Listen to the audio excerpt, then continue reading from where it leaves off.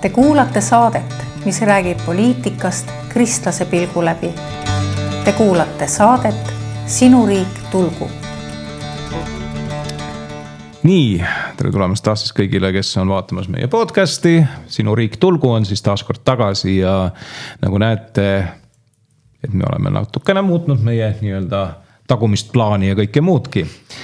Et lõppkokkuvõttes väga hea, et me nüüd oleme siin. Ja vahepeal on päris palju asju toimunud, on toimunud valimised, on toimunud ka meie nii-öelda skandaalide maastikul 1,2, aga eks me jõuame sellest meie saates või meie podcastis natukene rääkida ka. Minu nimi siis on Tarmo Hints. Ja mina ikka Helle-Moonika Helme, tere kõigile. Nii, ja väga hea. No millega me alustame, mis sa arvad, mis see kõige olulisem praegusel hetkel tundub? Mis sa arvad? Need teemasid on õige mitmeid, et kui alles oli isadepäev, et me võime sellest alustada. Ja, see isadepäev. No ma ütlen seda, et mina seda programmi ei vaadanud. Ma üldse ei vaata hommiku televisiooni väga tihti. Ja minu viga ka, ma ei vaata televiisorit ka väga tihti, sest ütleme nii, et see valikuvõimalus, mis televiisoris on, viimastel aegadel on muutunud üsna ahtakeseks. Aga heakene küll. Tagasiside oli ju tegelikult olemas, me kõik kuulsime seda. Me kõik nägime seda, me saime sellest kõik osa. Me oleme sellest kõigest rääkinud ka erinevates sotsiaalmeedia portaalides ja me oleme seda jaganud. Ma arvan, et mitte ega meie ainult ei ole rääkinud, vaid see tegelikult ei alanud üldse ju EKRE-st ega meist. See ühiskondlik rahulolematus, see pääses nagu valli tagant välja hoopis laiemalt. Ja. Et võtame veel nagu sammu tagasi. Enne seda juhtus see, et Läti parlament võttis vastu otsuse astuda välja Istanbuli konventsioonis. Need asjad on kõik omavahel seotud, ega siis siin ei ole midagi juhuslikku. Et Läti astus siis välja või vähemalt võttis parlamendi tasemel vastu otsuse, et Läti riik astub välja Istanbuli konventsioonist, mis on siis selline rahvusvaheline konventsioon, millega riigid on ühinenud ja mis siis paneb teatud riikidele teatud kohustused, teatud raamistiku ette, kuidas nad peavad teatud mingites küsimustes käituma. Ja seda on meile müüdud seda Istanbuli konventsiooni algusest peale kui sellist naiste vastase vägivalla vastu võitlemise konventsiooni, aga see tegelikult see sisu on mitte ainult et laiem, vaid ta on ka selles mõttes, miks Läti riik võttis selle otsuse vastu.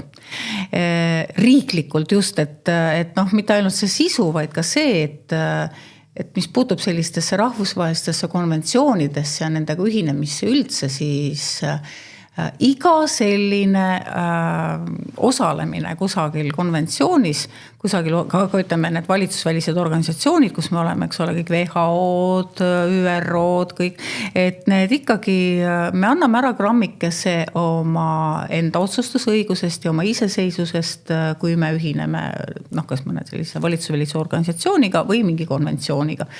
Et see on tegelikult see põhiküsimus, miks ka lätlased selle asja laua peale tõssid ja miks nad sellise otsuse tegid. Lätis muidugi president lõi vedelaks, sest rahvusvaheline üldsus tõusis kohe saba peale. See ei ole lihtsalt see, et mis näitab veel kord, et me ei ole ju tegelikult iseseisvad, eks ole, et me arvame, et me teeme mingi otsuse riiklikul tasemel, parlament võtab vastu otsuse ja siis selgub, et ei, eks ole, väljaspoolt tuleb nii suur surve järsku sellele järgneb, et president lihtsalt ei kuulutanud Lätis seda seadust välja ja hudid söönud lambad terved, nad lihtsalt ütleme rahvusvahelist olukorda silmas pidades ilmselgelt nad otsustasid siis, et järgmine Läti parlamendi koosseis läheb selle teemaga edasi, aga see oli väga märgiline selles mõttes, et mida see tekitas siis meil Eestis. Kõige huvitavam on see, et kui me võtame selle Läti konteksti, eks ole. Lätis tõstis kes oli selle algataja, oli tegelikult naiste rahvas. Ma ei mäleta ta nime praegu, aga sellest oli juttu. Ja mis on kõige huvitavam, see on ju tegelikult see Istanbuli konventsioon, see peaks olema ju seotud ikkagi naiste vastase vägivallaga. No sellega meile müüakse teda. No vähemalt seda müüakse niimoodi sellisel kujul. Aga kui me hakkame nüüd sellesse süüvima, siis me saame aru sellest, et tegelikult on see nii nagu kõik need viimasel ajal, kõik need suured organisatsioonid, mida sa mainisid ära ka, nad on ju teatud moel muutunud nii-öelda mingi agenda kandjateks. Jah, ütleme näiteks niimoodi, et kui oli 40-50 aastat tagasi igasugune selline ühendus, see kandis endas midagi. No see oli mingisugune auväärsus oli seal selle sees olemas. Väärikus. Praegusel hetkel igasugune asi, mis puudutab igasuguseid erinevaid konventsioone või sihukesi asju, mis nad välja pakuvad, see on muutunud asjaks iseeneses sõna otseses mõttes. Mis Istanbuli konventsioon, millest me saame rääkida seal, eks ole. Vaata, see ütleb küll ilusasti, et see on naistevastane vägivald. Tegelikult, kui sa vaatad nüüd sinna sisse, siis sa näed seda, et kirjutatud on ka see, et mõtteliselt, et need, kes arvavad, et on peast naised, need kuuluvad ka siis nagu selle konventsiooni alla. See on ebareaalne. Ja me küsime siin endast, et Istanbulis see toimus moslemi riik, eks ole. Miks Türgi sellest taganes? Miks Türgi sellest siis taganes? Sellepärast, et arusaadav põhjus, et kui see on seal nii-öelda allkirjana sisse toodud, meie siin Euroopas, me nimetame, et äkki me oleme kristlik Euroopa. Sellist konteksti võttes välja, sellist konteksti nii-öelda paika pannes, eks ole, et kus me eeldame ka seda, et peast ollakse naiste rahvas, siis seda ei saa aktsepteerida sellisel kujul. Naine on naine, mees on mees, see on kõige esimene asi, mis on kirjutatud, peaks olema seal sellesse kirjatükki. Aga seal tehakse see asi võimalikult nii-öelda häguseks, nii-öelda, et kus me saame, ütleme seda tõlgendada vastavalt sellele nii, nagu keegi ise tahab. See on nagu seaduste tegemine praegusel hetkel seal, kus sina ka töötad. Just, et ma lihtsalt juhiks tähelepanu ka sellele, et algselt ju, ega seal tekstis vahepeal ei ole midagi muutunud. No ei olegi, miks ta peaks? Aga meie Eesti ühines Istanbuli konventsiooniga 2017. aastal Isamaa justiitsminister Urmas Reinsalu oli see, kes selle Istanbuli konventsiooni siis Riigikokku tõi ja siis see ka ratifitseeriti ja kehtima hakkas siis aastal 2018. Aga need punktid olid seal ju siis ka kõik olemas.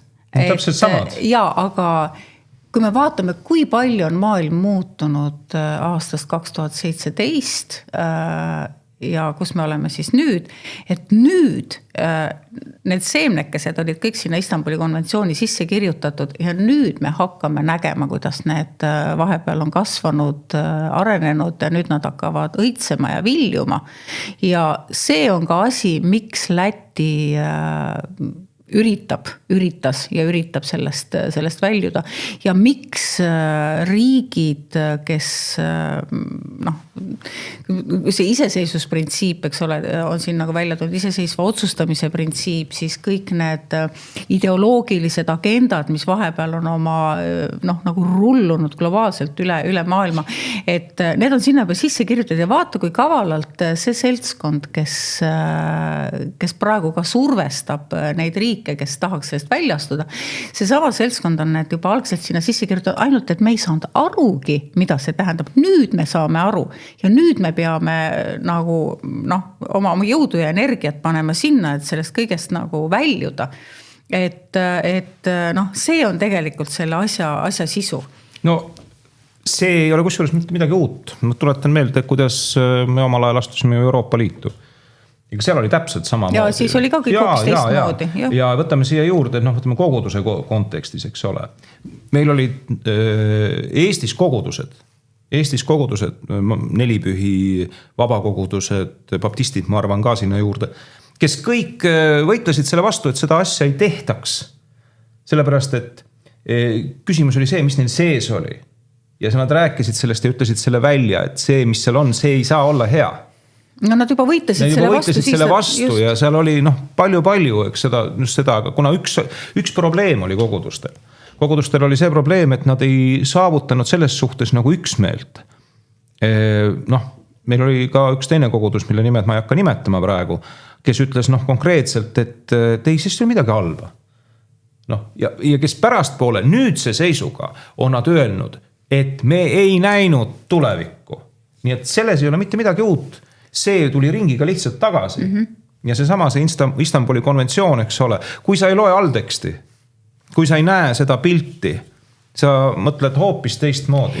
Seal on palju asju, noh ütleme niimoodi, 8 aastat hiljem see teema töötab just täpselt nii, nagu need, kes 2017 selle välja või 2018 no, selle välja käisid. 2014 no, see hakkas nagu, nagu... See teema töötas täpselt selles suunas nii, nagu ta tollel ajal välja mõeldi ja välja käidi. Sest kõik teadsid seda. Lõpptulem, mis ühel hetkel jõuab kohale, nagu nii hakkab toimima just nimelt sellisel moel, nagu ta praegu ette on nii-öelda meile ette nähtud. Just, ja nüüd ma ütlen selle asja ka ära, et nii nagu sa ütlesid, et olid, kui me astusime Euroopa Liitu ja käis debatt ja diskussioon, siis olid kogudused, kes nägid selle läbi ja kes olid selle vastu. No neid oli palju. Eks ole, just. Eriti just need, kes olid siuksed, noh, ütleme, kes ei saanud nimetada ennast selliseks, kes ei olnud nagu riiklikult poolt nagu ütleks rahastatud. Noh, meil ei ole ju seda kogu... No riigikirikut meil ei ole, aga me teame,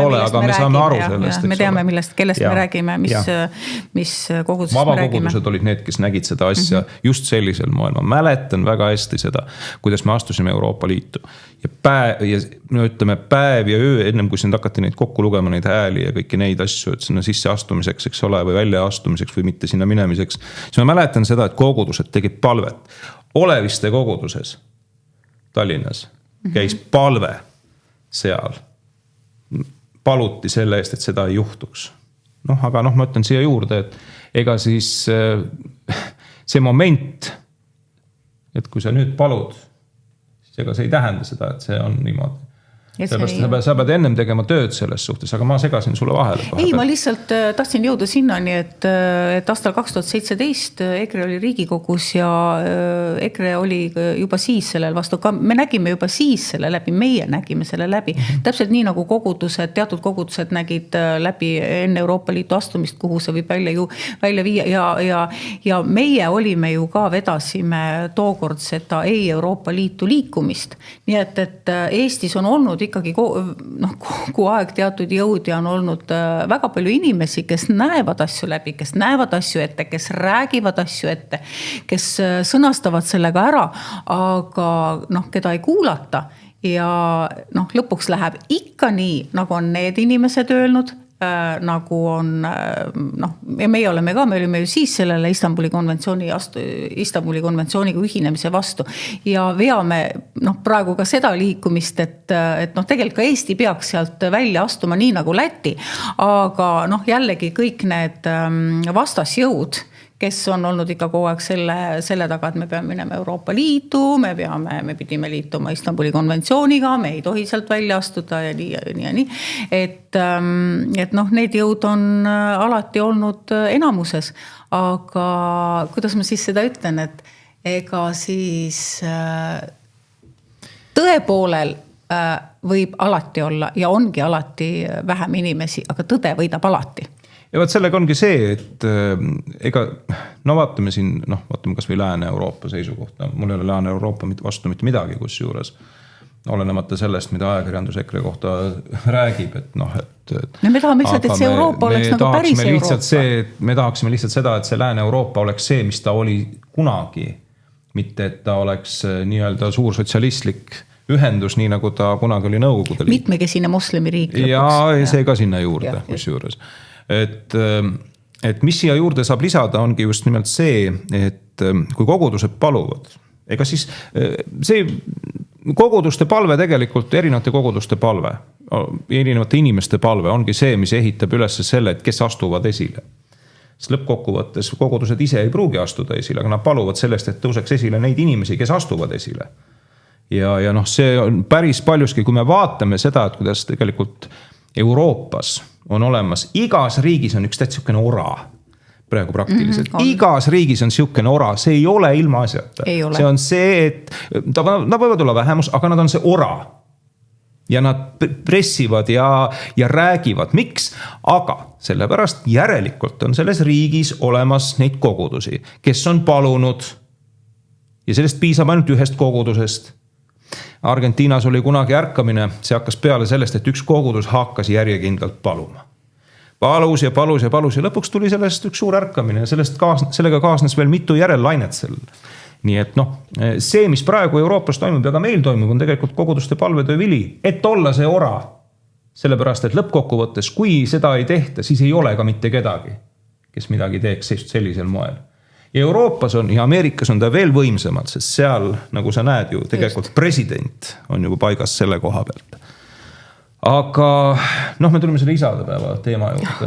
Ja, sellest me jah alustasime, aga see on nüüd, see isadepäeva teema on nüüd jätk sellele. Ma arvan, et see, et seal Anu saates siis isade päeval 2 isa olid eksponeeritud, et see on mitte juhuslik. Ei ole kindlasti, sellepärast, et see on, ütleme niimoodi, miks seda tehakse? Kõiki neid asju tehakse teatud mõttes nügimise eesmärgil. Neid ei jäeta mitte kunagi nii-öelda tegemata. See ei ole ka juhuslik, eks ole, sellepärast, et miks ajakirjandusel on teatud asi, mis nad seda teevad, on see, et nad tahavad näidata just nimelt niisugust asja. See muidugi võib-olla ei eeldatud seda, et sellele tuleb selline reaktsioon veel kusjuures ERR-i juhi nii-öelda nõukogu esimehe poolt, mis on tegelikult täiesti õige ja täiesti õigustatud, sest lõppkokkuvõttes, mida me siis tegelikult tahame näidata. Meil on see probleem, et Eestis on just nimelt see probleem, et tegelikult noored mehed ei oska ennast kuhugi määratleda. Vaat see on see kogu see jura, mis me oleme tegelikult koolides nagu sisse pannud. Alustada on kas või sellestki, et tegelikult see koolis käimine ei ole muutunud enam prioriteediks või mingisuguseks selliseks, et sa saavutada tahad midagi, sellepärast et praegust seisus sul viiakse sind ka 2 üle, kui tahad. Ja ühesõnaga noored mehed on, kes ei oska ennast kuidagi identifitseerida või paika panna või mingit sihukest suunda nagu võtta, eks ole. Ja kõige keerulisem selle juures on see, kui neil ei ole ka kodus eeskuju. Eks ole. Ja nüüd siis vormitatakse neile nagu televisioonis mingisugune asi ette, mis tegelikult ei ole liha ega kala, tegelikult pole mitte kumbki, ei ole see ka taimetoit, aga põhimõtteliselt nügitakse sinna suunda. Ja kuna see segadus on suur ja meie nii-öelda see maailm on suurendanud seda segadust, siis lõpptulemus ongi just nimelt see, et uusi mehi, kes tahaksid olla isad, neid on nagu kuidagi hästi vähe. Nad oleksid valmis olema üksikud, nad oleksid valmis olema mis iganes, nad ei tahaks rohkem mõtleks, et võib-olla karjääri peale ja kõik see muu asi on selle kusagil kõrval. Ühesõnaga see isaks olemise osa on nende jaoks kusagil seal, ütleme väärtusskaalal kusagil viimaste seas. Mitte ainult isaks olemise osa, vaid ka meheks olemise osa. See on ka üks osa muuseas. Sellepärast, et ütlen ausalt, ega sa meheks enne ei saa, kui sa pole seda isa rolli nagu vastu võtnud, sest siis sa tunnetad seda vastutust. Enne oli sul lapsepõlv. Päriselt ka. 30-aastaselt isegi, kui sul ei ole näiteks kedagi seal, sul ei ole peret. Sa ei ole järelikult, ma ütlen sulle otse välja, ega sa ei ole mees. Sellepärast, et sa oled, sinu mänguasjad on teised. Lihtsalt sa ei ole selles suhtes nagu meheks saanud, aga kui sa oled saanud selle rolli kätte, vaata siis sa oled mees. Ja inimese loomuses on ikkagi soov alati ka kusagile kuuluda. Ja mis teda siis nagu motiveerib, et tulebki küsida, et mis siis tänapäeva maailmas motiveeriks mees olema mees ja mees olema isa. Et selle kõige vastu ju see liberaalne maailm praegu töötab. Need, kas ma ütlen, kõik need globaalsed liberaalsed agendad, mis üritavad, ma ei tea, meestest naisi teha või kõik see suur segadus, mis on nagu tekitatud, et ega tegelikult kellelgi ei ole lihtne selles maailmas praegu toimetada, naistel ka ei ole. Sellepärast, et ma just lugesin, üks naine hädaldas, et et kust ma siis kellega ma pean seda peret looma, kui mina olen kõrgharidusega, kui kõrgharidusega haritud intelligentsetel naistel ei ole kellegiga peret luua, et ei ole nagu selliseid mehi. Et eks neid selliseid mehi ikka kindlasti on, aga neid on nii vähe järele jäänud ja nende peale siis kõik naised peavad konkureerima või ma ei oska öelda. Et jällegi ma tean, need asjad on kõik kuidagi nii paigast ära läinud, et ainult väga tugevatest meestest saavad tõelised mehed ja ütleme kõik need voolud praegu, mis meil ühiskonnas on, need suruvad alla seda päris mehelikkust, nad suruvad alla seda motivatsiooni ja siis me imestamegi, eks ole, et miks meil ei ole lapsi, miks meil ei ole perekondi, miks naised ei leia endale kaaslasi, miks mehed ei leia endale kaaslasi. Et see kõik ongi praegu nii paigast ära ja siis palun väga, need perekonnad, kes on sellest kõigest suutnud läbi tulla, kes on ikkagi suutnud selle perekonna luua, armastava perekonna, lastega perekonna, nii nagu see on kogu aeg olnud, mis nagu ideaalis peaks olema, nad on selle ideaali saavutanud enda jaoks ja ka ühiskonna jaoks, istuvad isadepäeva hommikul maha, peavad kodus isadepäeva ja siis tuleb ekraanile Anu Välba, kes ütleb, meil on siin täna isadepäeval koguni 2 isa. No see oleks iseenesest, see oleks väga tore, kui need oleks 2 isa olnud 2 erinevast perekonnast. Paraku juhtus see asi natukene teistmoodi, sellepärast, et koha peal oli 2 meest, kes ütlesid, et nemad on üks perekond. Ja muuses, me lisame siia ka juurde, et see, kuidas see perekond üleüldse tekkinud oli, Eestis on muidugi meil nüüd see õnnetu abieluvõrdsus. Aga ma arvan, et nad tegid oma protsessi ära juba varem, aga sinna juurde kuulus ju ka laste ostmine. Just. Nüüd me oleme järjekordselt uues teemas. Uues teemas, aga ma tahaks selle vana teema juurde ju tagasi tulla veel korra. See naisterahvas, kes ütles, minul oleks talle väga lihtne sõnum öelda, et ega kõrgharidus ei määra ära selle, kas inimene on tark või on rumal. Sellepärast, et meil on, paraku on selline seis, et me oleme harinud ka kõrgharitud lolle. See on niimoodi. Kõrgharitud rumalaid on ju palju. Mis see põhjus on? On lihtsalt see, et lõppkokkuvõttes, mis loeb kõrghariduse puhul? Loeb auahnus. See on nagu see kõige tähtsam, eks ole. Loeb see soov, mida sa tahad saavutada. Ja lõpptulemus on see, et praeguse aegne kõrgharidus, saate aru, magister või mitte magister, vaid bakalaureus on 0 väärtusega praeguse aeg kontekstis. Ja miks? Sellepärast, et vanasti, vaata tal oli 30 aastat tagasi oli bakalaureus tähendas midagi. Praegusel ajal sa võid võtta ükskõik missuguse ülikooli õppejõuda, ütleb, et bakalaureus, mis see on, eks ole. Kui sa edasi lähed, vaata siis on see juba midagi. Okei, aga ütleme niimoodi, isegi ka see ei garanteeri, et sul on seal vastas keegi, kes on midagi omamas siin. See tähendab siin ülemisele korrusel. Sellepärast, et seda ei saa garanteerida. On inimesed, kes on auahned, kes tahavad saada kõrgharidust. Kes mõtlevad, et just täpselt nii, et aga siis ma saavutan midagi. Ei pruugi ka siis saavutada midagi. Sellepärast, et lõppkokkuvõttes tähendab ikkagi see, mis sa ise oled, kes sa ise oled, mida sa oskad teha, mida sa oskad saavutada, kuidas sa oskad midagi muuta, luua, eks ole. Sellepärast ongi niimoodi, et on olemas kõrgharituid. Meil on Eestis kõrgharituid, kes istuvad tööta. Ja see on tõsi. Nad istuvad tööta sellepärast, et nad on kõrgharitud, neil on samas nagu ebamugav minna kuskile madalamale tööle, aga põhjus on selles, et nad oleks pidanud algusest peale võib-olla mõtlema selle peale, et nad pidanud midagi muud tegema. Aga nad tahtsid saada seda. Ja siin ongi see, et ta ütleb, et et aga pole, eks ole. Sa võid saada ühe kõrgharitu, aga kas see kõrgharitud mees eelistab sind? See on jälle see teine küsimus. Sul on võib-olla, selle naisel on võib-olla hoopis mingisugune see asi, et ta see koht ja see koht peavad olema nagu kooskõlas selle teisega, kes seal on, eks ole. Ja ta võib olla ka, tal ei pea olema seda kõrgharidust tingimata, aga tal peab olema midagi, mis tagab selle, et ta oskab suhestuda. Me võtame näiteks, Charlie Kirk, Jah. Me oleme temast rääkinud. Temal jäi kõrgkool üldse pooleli. Aga miks? Sellepärast, et ta alustas selle, ma ei tea, kas ta 1 aasta oli seal kõrgkoolis ära. Ta ütles, tema käest ju seal need noored ju küsisid, et noh, et aga sul jäi ju kõrgkool pooleli. Et sa nagu ei lõpetanud seda, kus sa käisid. Ta ütles niimoodi, aga vabandust, mul ei ta pooleli teatud põhjustel, ma alustasin seda organisatsiooni, mida ma tegin praegu ja mis on väga suureks kasvanud. Mul ei olnud aega käia koolis. Vabandust, aga nii on.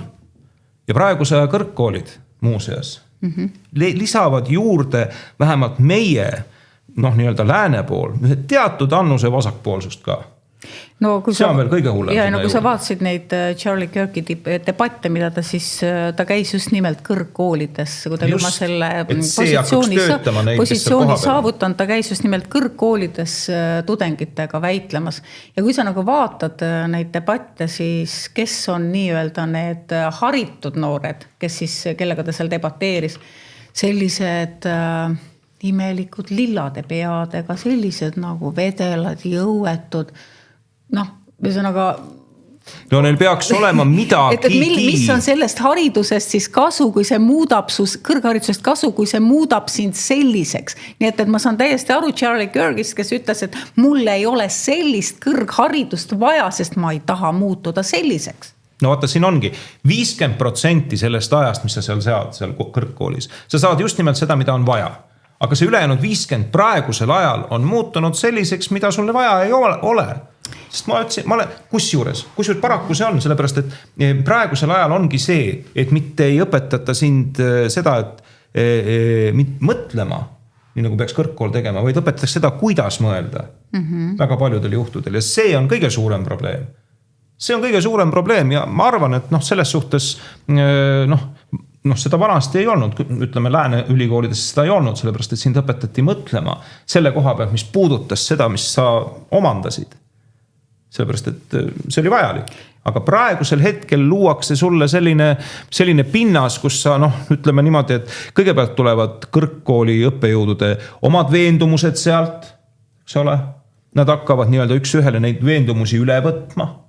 Ja nad loovad sellise, ei liha ega kala ja loomulikult, kui sa lähed siin, kui sa näed neid debatte. Sa ei saagi õppejõuks, kui sul ei ole neid teatud kindlaid veendumusi. Sind ei võetagi sinna kõrgkooli õppejõuks ja sealt algabki, eks ole, et kui kõik on nagu nii-öelda ühiskondlik normatiivsus on sellisel kujul paika pandud, siis inimestel ei olegi enam valikuid, sa kas lähed mööda neid normatiivsusi või sa oled nii-öelda outsider ja ühiskonnast välja heidetud ja tuleme tagasi selle juurde, mis ma mõtlesin, et inimesed tahavad, inimese loomuses on ikkagi see, et ta tahab alati kuhugi kuuluda, siis ta teebki neid kompromisse, ta hakkab tegema samm-sammu haaval neid kompromisse ja lõpuks me jõuamegi sinna, eks ole, et meil on ülikoolid täis õppejõude, kes on allutanud ennast nendele nii-öelda kehtivatele normidele, kehtivale normatiivsusele ja kes peavad seda ka õpetama oma tudengitele. Noored tulevad ülikooli, nad on ikkagi, noored on ju vastuvõtlikud, eks ju. Et nad tulevad tõesti võib-olla algselt sellise noorusliku idealismiga, et ma õpin mingit ametit või kui ma õpin need asjad ära, siis ma teen võib-olla tulevikus seda karjääri selles suunas, mis mulle on nagu omane, kes siis ütleme seal reaalainetes, kes siis humanitaarainetes. Aga ühel hetkel nad avastavad, või ma arvan, et nad lõpuks ei avastagi enam, sellepärast, et neid nagu suunatakse, juhitakse, vaikselt nügitakse seal läbi kogu selle õppeprotsessi sinna, et neist vormuvadki nii-öelda ka selle nii-öelda ühiskondliku normatiiviga kooskõlas olevad inimesed. Ja see on nagu selline, me nõukogude ajast mäletame, eks ole, kuidas seda ehitati. Siis seda muidugi tehti, kus ma ütlen nagu, see kõik oli nagu avalik, eks ju. See oli kirvetöö ja seda oli kõik näha, ja ka tegelikult praegu on täpselt samamoodi. Praegu ka me hakkame juba nagu nägema, aga see kate hakkab inimeste silmade pealt langema, aga see, kuidas ma ütlen, see süsteem on juba formeerunud selliseks, et kui sa tahad sellest välja murda, sa saad haiget. ja inimesed, kes tunnetavad, seda tunnetust on juba päris palju, et me oleme kusagile jõudnud, kus me ei taha olla. Aga inimesed ei oska ka selles olukorras võib-olla reageerida ja kui nad teevadki mingisuguseid selliseid nagu liigutusi, eks ole, et nii, siis nad saavad kohe vastu reaktsiooni ja see teeb neile haiget ja siis sealt ongi nagu 2 võimalust, kes on tugevad, võitlevad edasi. Suurem osa lähevad kompromissile, ütlevad okei, ei tohi, järelikult mul on vaja säilitada töökoht, mul on vaja oma pere ära toita, kellel on, mul on vaja seda kolmandat, ma ei taha, kõik teavad, mis tähendab outsider olla vanasti, kui sind heideti külaühiskonnast välja, eks ole, siis olid üksinda metsas, surid ära ja see on inimeses evolutsiooniliselt sees, keegi ei taha üksi sinna metsa sattuda ja siis nad lähevadki kompromissidele kuni sinnani välja, eks ole, et sa oled ülikooli rektor, sa oled selle kompromisside ahela enda jaoks nagu juba läbi käinud, sa oled jõudnud sellele positsioonile ja sa hoiad kas tahtmatult või tahtlikult, eks ole, mõlemad variandid, ma arvan, et sellise ka ütleme, tõe seisukohalt ei ole head, ja et arengute seisukohalt, aga sa teed seda, sest vastasel korral nii, kui sa hakkad vastu midagi ütlema, tegema või protesteerima, sa järgmisel päeval ei ole enam rektor ja kui me nüüd tuleme selle isadepäeva ühiskondliku skandaali juurde tagasi, siis see nüüd on jõudnud sellisesse huvitavasse faasi, et inimene, kes oli kelle puhul liberaalid olid kindlalt, ta oli juba need truudusvanded kõik ära nii-öelda andnud liberaalidele, nii selle aastavahetuse transu show teemal, eks ole, ta oli poole juba valinud, tal oli juba siis võimalus, et ta ütleb, et see ei olnud õige, aga siis ta seda ei teinud.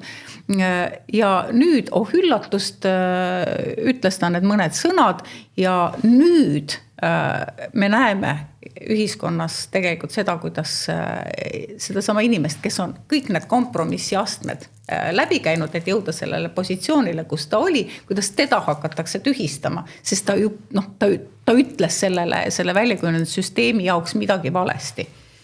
No räägime sellest üleüldse, räägime sellest kultuuri kontekstis, eks ole ka, et see inimene iseenesest, ega ta ju meile nagu hea pilguga ei vaata, ma tean. Ma aiman vähemalt, eks ole. Aga vaata, siin ongi just nimelt see, et kui me vaatame seda üleüldist pilti, eks ole, vähemalt on hea see, et on üks inimene, kes seal on selle eesotsas, kes niimoodi arvab ja kes sisemiselt arvab ja kes lõpuks ei suutnud lihtsalt purskas selle välja. Aga kui me vaatame seda kultuuri konteksti üldse sinna juurde, mida me näeme? Mis asi on kultuur? 30 aastat tagasi me saime, ütleme näiteks, me teadsime, mis asi on kultuur. See oli see, mis oli paika pandud, eks ole. Vaata nüüd, kui me tõstame selle kultuuri praegusel hetkel, vaata just nimelt selle seksualismi tasandile, mida me oleme kõik näinud. Vaata just nimelt sellist kultuuri me siis näeme, sest kultuur on lastud just nimelt täpselt sinna alla. Me räägime aastavahetusel seda, me oleme seda ka teistes kontekstides näinud. Kõik on taandunud just nimelt sellele samale tasandile. Ja siin tuleb välja just nimelt see, mis ühel või teisel nii-öelda kultuuritegelasel sees on. See on see paratamatus sellisel juhul.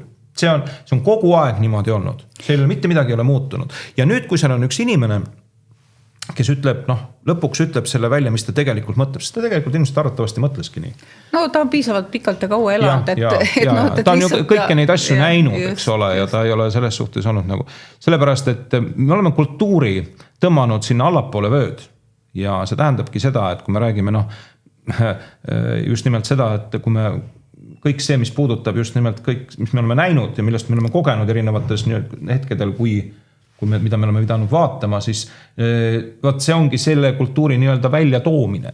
Sest kui me oleme Andrus Vaarik, eks ole, kes oli kusjuures supernäitleja, superkoomik ja kõik see sinna juurde ja 30 aastat tagasi, siis ütleme niimoodi, et tema on see oli kõige kahjuks kõige ehedam näide praegu selles mõttes, et kui ta oli 30 aastat tagasi, tegi kõike seda, mis ta tegi suurepäraselt, kõik need naljad, kõik need asjad, kõik need show'd, kõik need etendused, ta oli tippnäitleja ikkagi. Siis praeguses situatsioonis, kuna see vaimses plaanis on lastud vaat siia, siis on ta haaranud sellest kinni just nimelt sellepärast, et see on... No kuidagi veel olemas olla, sest tegelikult... See on see vaimne pagas, mis pressib peale. Vaata, see on niisugune huvitav asi. Vaata, inimene ei ole tühikest. Tähendab, ütleme see, et see, mis ta sees on, hakkab peegeldama seda, mis tuleb väljast poolt. Ja sellepärast, kui me räägime kristlastena näiteks sellest, et püha vaim on sinu sees ja kõik see, siis see peab peegelduma välja. Kristus peab peegelduma välja inimesest. Aga täpselt samamoodi on ka nende teiste asjadega. Kui siin on näiteks see sama, kui see seksualism või ükskõik, mis see siis on, eks ole, et seal see, siis paratamatult tuleb see kultuuri konteksti ja see, mis on inimese sees sellel hetkel või kus tuleb midagi välja, siis see tuleb temast välja lihtsalt sellepärast, et ta on, ta saab osaks sellest. No Rein Veidemanni kohta me võime, ükskõik midagi, aga kuidagi ei saa teda süüdistada sellest, et ta oleks ebakultuurne. Ja. Ei saagi selles suhtes, et ta ütles välja ju tegelikult tõe, et mis on praegusel hetkel tõsine probleem, et me ju tegelikult eksponeerime midagi muud. See võis olla ükskõik mis muu kontekst, see võis olla, ütleme selle aastavahetusega, see purskas lihtsalt välja, sellepärast, et aeg oli selleks küps. Me olime astunud, me oleme seda Overtoni akent nii-öelda avanud ja pannud kinni ja avanud ja pannud kinni. See on see, mida me tegelikult praegusel hetkel nägime ja minul ei olnud midagi selle vastu, et ta ütles seda, mis ta ütles, eks ole.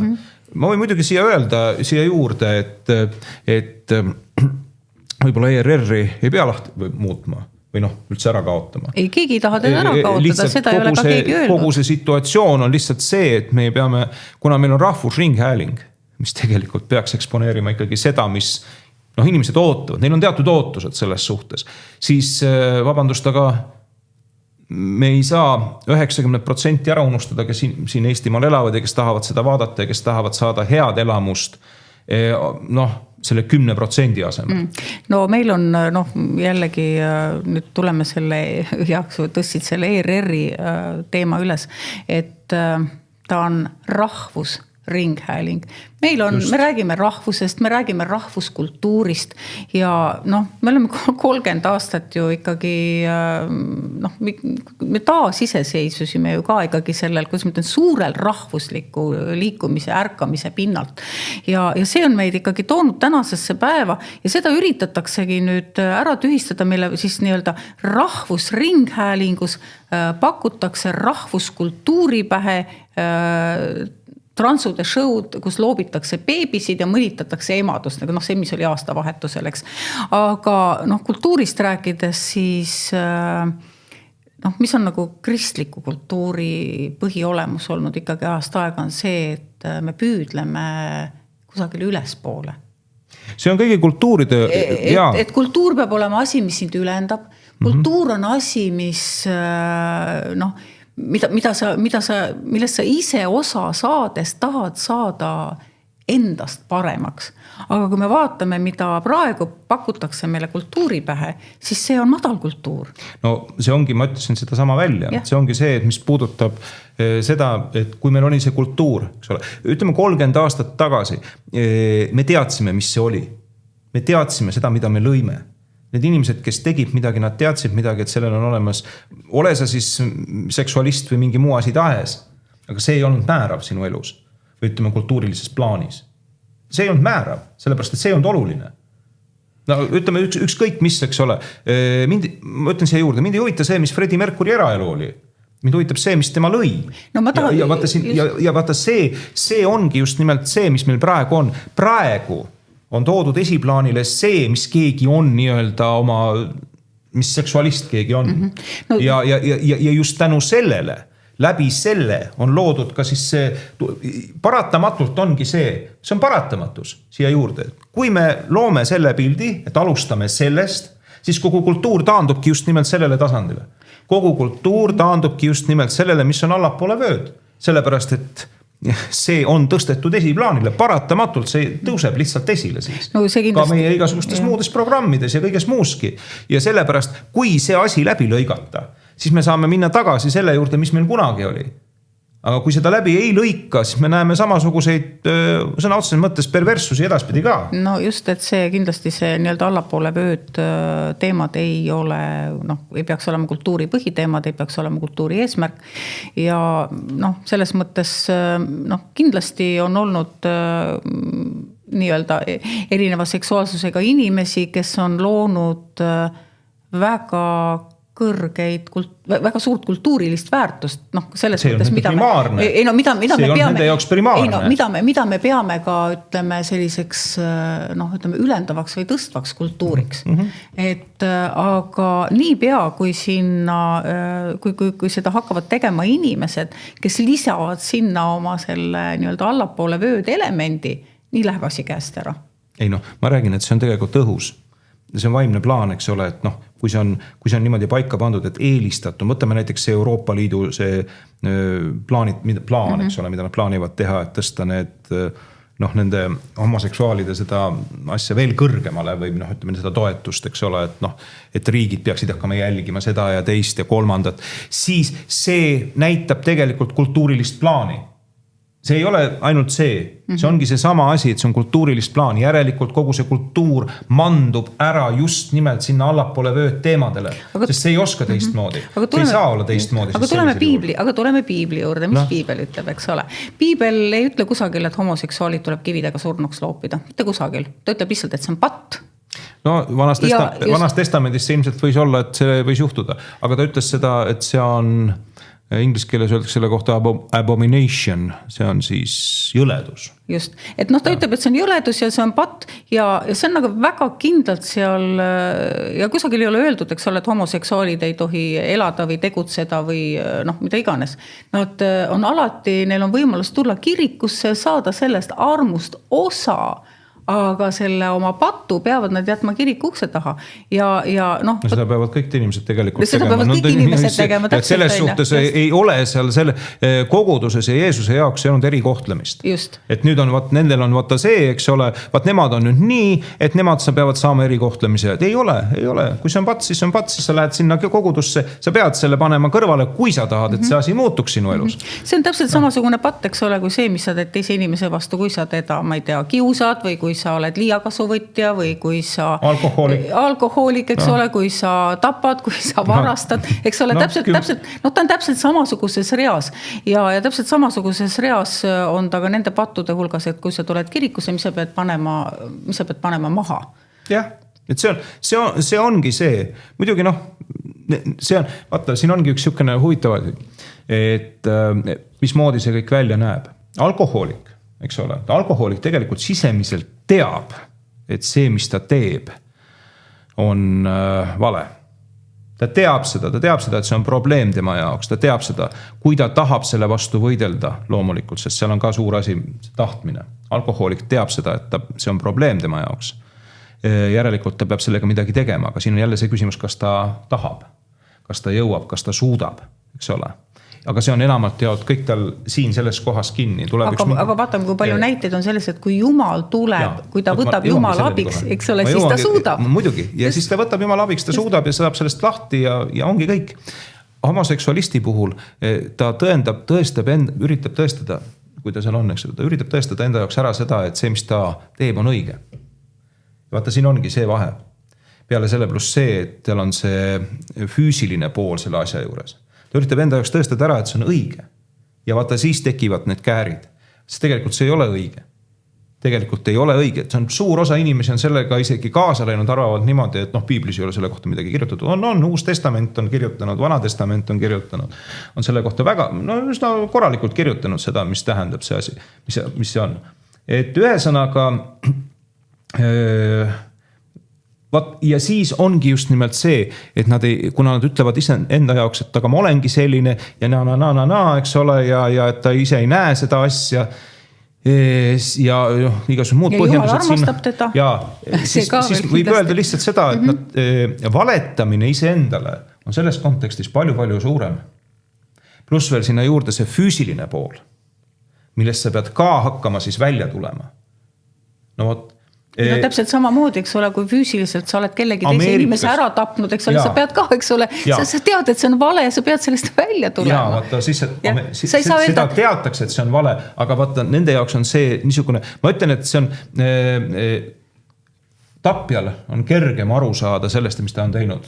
Aga mõned ei saa, nendest saavad sarimõrvarid. Aga homoseksualistil on keerulisem just sellepärast, et ta ei adu enda jaoks seda ära, et tegelikult see on samasugune patt nagu kõik teisedki. Ta ei adu seda enda jaoks ära sellepärast, et see on seotud tema, teatud mõttes tema identiteet tuleb seal juurde lõpuks, eks ole. See on kõik tegelikult vaim. See kõik on vaimne plaan, vaimne pagas. Et seal, ja siis ongi see, et tegelikult eks need, vaata, kui inimene on seal kusagil, Eestis näiteks Lootuse külas, siis temal on selles suhtes, kui ta sinna tahab jääda ja kui ta tahab ennast pöörduda ümber, ta peab kõikidest neist välisasjadest loobuma, arvutit, telefonid, kõik, siis seal kujundatakse see inimene ümber. Aga nii keeruline on tegelikult just nimelt seda inimest, sest ta ei näe seda probleemi.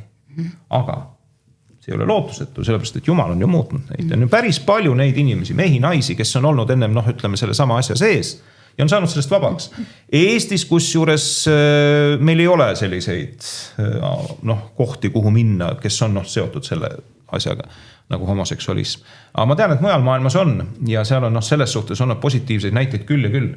Jumala poolt on võetud asi nagu üle, need inimesed on saanud vabaks sellest ja siis nad on aru saanud tegelikult sellest, et see on olnud täpselt samasugune vaimne asi nagu mingisugune muu sõltuvus või mingisugune muu asi, aga ütleme, et see on pikem protsess. Ja, aga kahetsusväärselt me ikkagi näeme, et see, kuidas ma ütlen, et see nende vaimsus, mis ei ole ju tegelikult maailma mastaabis, eks ole, inimkondlikus mõttes ei ole ju valdav, eks ole, see on nagu väga väike protsent, aga vaata, kuidas nad on võtnud maailma selles mõttes üle, et kui me vaatame, ega siis see ei ole tühjast, see ei ole sündinud eile ja see ei ole sündinud lihtsalt niisama, et kui me vaatame, meie, ütleme, maailma inimesed elavad ikkagi nende seaduste kohaselt, mis siis kusagil riikides siis vastu võetakse. Ja nad ongi oma, kus ma ütlen, sellise võitluse maailma vallutamiseks selle nimel, et ise elada nii, nagu nemad õigeks peavad. Nad ongi võtnud selle maailma vallutamise ette läbi riikide seadusandluse muutmise. Ja me näeme praegu väga selgelt, kuidas, ütleme, Eestis tehti ka, eks ole, see abieluvõrdsuse seadus ära ja nüüd juba räägitakse, me tuleme jälle selle isadepäeva teema just tagasi. Ja võtame järgmise teema, milleks on surrogaatemadus. Et meil on olnud Eestis ju mingid asjad, mis on olnud seadusega kas keelatud või ei ole seadusega lubatud olnud, juba on ära muudetud, eks ole, selle abielu võrdsuse seadust, kui me siin menetlesime, see oli, eelnõuna ta oli nagu hästi paks ja ministeeriumid olid, ma pakun, et mitu aastat vaeva näinud selle kokku kirjutamisega, see ju tegelikult muudeti ära ka kõik laste põlvnemised, kõik kirjutati ümber. Ei ole enam ema ja isa, on vanem 1, vanem 2 sellest alates, eks ju. See on seadusesse kirjutatud. Ja nüüd, ega siis Karmen Joller ütleski, meil oli umbusaldamine, mina tõin selle teema lauale ja lugesin seal ette kõik, kuidas see on, nagu selle nurga alt, kuidas surrogaatemadus on kõige suurem naisevastane vägivald, kuidas raha eest naine muudetakse, manipuleeritakse sünnitusmasinaks, kõik see, mis ta selle protsessi käigu läbi, see on täiesti ebahumaanne, see on täiesti ebainimlik, et see on kõige suurem naistevastane vägivald üldse ja ka laste õiguste rikkumine. Et kui naine kirjutab alla lepingule, kus ta raha eest annab oma keha sünnitusmasinaks, tema organismi töödeldakse siis, tema organism allutatakse medikamentoossele manipulatsioonile, eks ole, et need looted jääks tema ihusse pidama, kõik ta peab meeletult ravimeid võtma, siis ta allutatakse käitumuslikule kontrollile, ta peab olema 9 kuud lepingut, ta peab, kõik on ette kirjutatud, mida ta süüa tohib, mida ta süüa ei tohi, mida ta teha tohib, mida ta teha ei tohi. Siis pärast seda lepingusse ta on kirjutanud, et kui ta on sünnitanud lapse ära, ta ei tohi teda näha, ta viiakse minema, ta ei tohi teda sõrmega puudutadagi. ja noh, pärast tal ei ole mingit õigust teada, mis sellest lapsest edasi saab, et see on kõige õudsem protseduur, kõige sellisem noh, jumala vastase protseduur, mis üldse olla saab, aga noh, mis ma tahan kuhu ma tahan jõuda, on see, no, tead, see on nagu prostitutsioon, ainult natukene hullem selles kontekstis. Just, et see segasid mind natuke ära, okay. aga lihtsalt, et kuhu ma tahan välja jõuda on see, et kuidas riigid on samm-sammu haaval just nimelt selles seadusandluses hakanud tegema kõiki neid muudatusi, et noh, Eestis on praegu surrogaatemadus ikkagi seadusega keelatud, aga Karmen Joller mulle vastates ütles juba välja, et kui see on nii, siis see tuleb võib-olla see tuleks hoopis ümber vaadata. Et praegu tõesti on niimoodi, et see on Eestis seadusega keelatud. Need 2 meest said ossid endal Ameerikast, noh, nad on ise seda öelnud, 100 000 ja 100 000 nad maksid selle eest, et need lapsed saada. Ja nüüd tehakse selline nägu, et see, ja noh, Ameerikas on see lubatud, et kui kusagil teises riigis on lubatud, et siis noh, me peame ka Eestis vaatama seda, kui täiesti normaalselt ja kui see meie seaduste järgi on lubatud, siis nende pärast, sest vaesed lapsed ei saa ju ometi üles kasvada nii, et noh, et nende isad oleks midagi valesti teinud või need mehed oleks midagi valesti teinud, et me peame hakkama nüüd selle pärast seadust muuta. Ma näen, kuidas see debatt juba ühiskond nii-öelda ülevalt poolt hakkab tulema. Ja noh, ja täpselt samamoodi on läinud kõikide asjadega, nüüd räägitakse juba sellest eutanaasiast, täpselt samamoodi, et noh, mujal maailmas on nagu juba töötab, eks ole, et noh, teeme meie ka selle ära. Ja me näeme, kuidas, noh, ja kes selle taga on, see on tegelikult väga väike seltskond, kes seda kõike nagu globaalselt suunab ja ajab. Ja. Kõigepealt me ei pea igat lollust üle võtma, see on nagu... Aga võetakse. Ja, selge see, et võetakse. Aga me ei pea igat lollust üle võtma, sellepärast, et lõppkokkuvõttes, noh, sa kirjeldasid väga kenasti ära ka selle, see on väga õudne protsess. Mismoodi see protsess välja näeb. No kui see Karmen Jollerile ei jõua kohale ja mismoodi see kõik välja näeb. Kusjuures ta ütles niimoodi, et et noh, see võib olla ebaeetiline tõepoolest. Jaa, see ongi ebaeetiline, vaata, kui me ütleme siia juurde, et on ebaeetiline, aga see tähendab seda, et järelikult inimene, kes seda teemat nagu hakkab esile tõstma, siis temal on omal eetikaga probleeme. Selles kontekstis on temal endal eetikaga väga tõsised probleemid. Võtame siia juurde, see ei ole ainult Eestis keelatud. Kui me räägime Euroopast, siis suurtes riikides on see keelatud. Prantsusmaa, Saksamaa, meie põhjanaabrid, eks ole. Ameerikas ei ole ta ka igal pool lubatud. Kõikides osariikides ei ole ta lubatud. Järelikult on ta lubatud võib-olla New Yorgis või kuskil mujal sellistes kohtades. Ühesõnaga, see küsimus on jälle selles, et see on see eetiline protsess sinna juurde. Sellepärast, et kogu see tagapõhi, sa tõid kõik selle välja, kuidas see välja näeb. See on räige. See on tegelikult, vaata, siin ongi siuke huvitav asi, et noh, me anname lastele. Vabandust, aga neid lapsi ei olnud ennem. Kui need mingid tegelased seal, kes seal olid, noh, meie kontekstis siis need 2, kes otsustasid, et vaat nad nüüd tahavad saada need lapsed. Mul oli siin mõni aeg tagasi ühe inimesega ka juttu selles sotsiaalmeedias, kes ütles, et aga lastele antakse kodu. Ma ütlesin, tõesti, aga vabandust, neid lapsi ei olnud ennem. Kodu antakse neile, kes tulevad laste hoiust. Meil enam ei ole kusjuures ka enam isegi laste kodu ei saa öelda. Laste kodu on tegelikult päris õige nimi, aga ütleme sellest teatud asutusest, kus siis lapsed on praegu. Vaat seal antakse kodu, sellepärast, et need lapsed on sündinud. Ja nendel on kodu vaja. Aga neil, kes tulevad surrogaatema kaudu, neid ei ole algselt olemas olnud peale selle, kui tekkis nii-öelda egoistlik soov, mingisugune soov, et neid oleks vaja. Väga lihtne. Ja noh, selles suhtes antud kontekstis just nimelt selle pärast ongi mõnedes suurtes riikides meil Euroopas see eetiline pool selle asja juures, mille poole vaadatakse. Me võime öelda siin, et Prantsusmaa on üks või teine või et Saksamaa on mis iganes. Aga nad saavad ilmselt selle koha pealt aru sellest, missugune see eetiline norm on. Meil on olemas Euroopas, ma toon siin Ukraina, eks ole, kus on see muutunud kombinaadiks. Euroopas on see, kusjuures kui on näiteks, kui on vaja, tahetakse näiteks Euroopa lapsi, siis on üks koht, kus saab need praegu see õnnetu Ukraina, kus on ütleme, kus emadel ja naistel ongi see, et mõned on kombinaat. Sünnitavad lapsi, Ma tahtsin sinna jõuda. Surrogaadina. Ma tahtsin sinna just jõuda, et ma olen ka sel teemal päris palju selliseid nagu debatte ja vaidlusi pidanud. Just sotsiaalmeedia on see koht, kus praegu selline arvamusplats on võib-olla kõige rohkem avatud. Et me ei räägi ju tegelikult ainult, kõik süüdistavad, eks mis teil homode vastu on, eks ole, et me ei räägi sellest teemast ju ainult nii-öelda homoseksuaalide kontekstis, kes tõesti omavahel lapsi ei saa. Päriselt ka ei saa. Omavahel lapsi ei saa. Aga me räägime seda ka ikkagi täiesti heteropaaride kontekstis ja Eestis ja sa tõid selle Ukraina teema sisse, siis tõepoolest enne seda, kui suur sõda puhkes, olid seal, nagu sa ütlesid, kombinaadid, eliitkliinikud, kus siis mitte ainult Euroopast, vaid tegelikult ta oligi terve maailma jaoks selline koht, kus arvestades ka seda, et seal elatustase oli madal, palgatase oli madal, naiste vaesuse aste oli väga kõrge ja neid naisi oli väga kerge manipuleerida siis nii-öelda sünnitusmasinateks hakkama. Ukrainas oli 45 miljonit inimest enne sõda. Ja sellest seal neid naisi,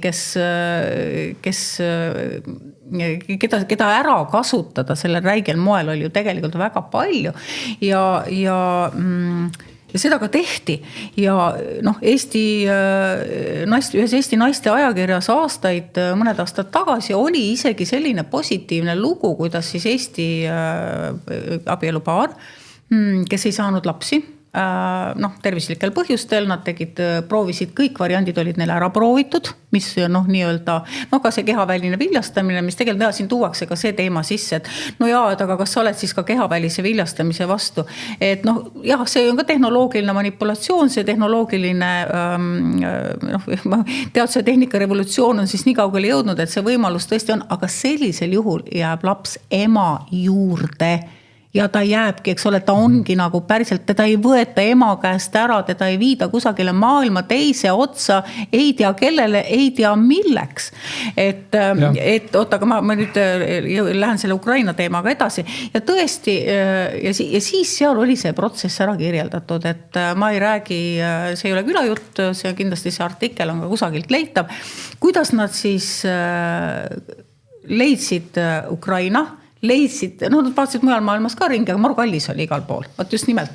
Ja siis nad leidsid, et Ukrainas on see teenus sellise hinnaga, et nad saavad seda endale lubada, valisid siis selle Kiievi eliitkliiniku välja ja siis kirjeldasid, eks ole, et kuidas üks Ukraina naine, see oli nagu kuidagi, ma juba siis lugesin seda ja mõtlesin, et kuidas seda saab kirjeldada kui midagi positiivselt, et kuulake nüüd, et üks Ukraina naine, kes elas kusagil Ukraina provintsis, maakohas, kellel oli materiaalsed probleemid, kellel juba oli lapsi enne, kes jättis oma eelmised lapsed 9 kuuks sugulaste juurde, läks siis sinna Kiievisse, oli 9 kuud elas siis Kiievis täieliku toitumiskontrolli all, see oli ka seal kõik kirjas, vitamiinid, toidulisandid, toitumine, kõik käitumine, mida sa tohid, mida ei tohi, kui palju sa liigutada tohid, kui palju sa ei tohi ja nii edasi, eks ole, täitsa kliinikus järelevalvel see 9 kuud ja ta sünnitas selle lapse, põhimõtteliselt ta müüs ära ühe lapse, et saada see raha ei olnud üldse, kui sa mõtled võib-olla ma eksin, mingi $2000. 100 000, mis sa ütlesid, seda ta kindlasti seal. See läheb kõik igale moole kliinikutele ja kõigile moole. 100 000 oli Ameerikas. Aga see, mõtlen, et minu meelest oli see mingi 30 000, mis läks sellele Eesti paarile maksma. Kui ma nüüd mäletan õigesti. Ja võib-olla see naine sai kätte mingi 2500, võib-olla see 5000 kätte. Aga ühesõnaga, ja siis ta müüs ära oma ühe lapse, et toita, minna sinna maakohta tagasi ja toita neid teisi lapsi. Et kui sa selle peale mõtled, et kui see ei ole normaalne tegelikult. Selle kohta öeldakse, et see on ära kasutamine. Ja, aga ma tahan ka sinna jõuda, et jällegi visake mind kividega surnuks, mille jaoks. Aga et kui Jumal on loonud ju inimese ja tõesti võib-olla ongi niimoodi, et mõni inimene ei saagi lapsi, eks ole. täpselt nii, nagu mõni on homoseksuaal, eks ole, mõni ei saa lapsi. No mis iganes probleemid. Ma olen Jumalale väga-väga tänulik, et mul on 3 last, aga ma mõtlen selle peale, et kui Jumal oleks loonud mind selliseks, et ma ei saa lapsi, siis ma võin kus ma ütlen, kogu südamest öelda, ma ei oleks iial midagi sellist teinud. Ma oleks võtnud, ma oleks aktsepteerinud seda ja neid inimesi on tegelikult palju, kes aktsepteerivadki seda, kes elavad oma elu sellisena, nagu Jumal on neid loonud. Nad ei saa lapsi ja nii on, aga nad ei lähe iial seda teed, et nad lähevad ja kasutavad ära kedagi.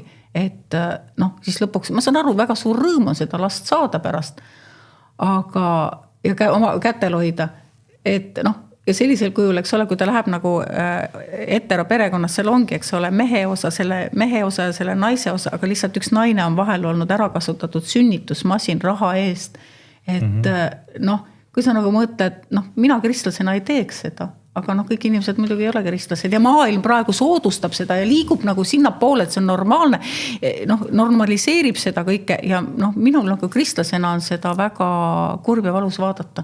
No jah, vaata see ongi see, et kui me ütleme, et ei saa lapsi, ütleme niimoodi, et Jumal on teinud siin inimeste elus ka imesid, kus nad on saanud lapsi. Just. Ja see on üks asi, et nad on saanud lapsi. Teine asi on muidugi ka see, et saab lapsendada. Ma tean väga palju näiteks paare, kes ei ole olnud seda võimalust ja ma ei ütle seda, et nad vähe on uskunud, aga lihtsalt see, et nad lapsendavad ja nad lapsendavad lastekodust.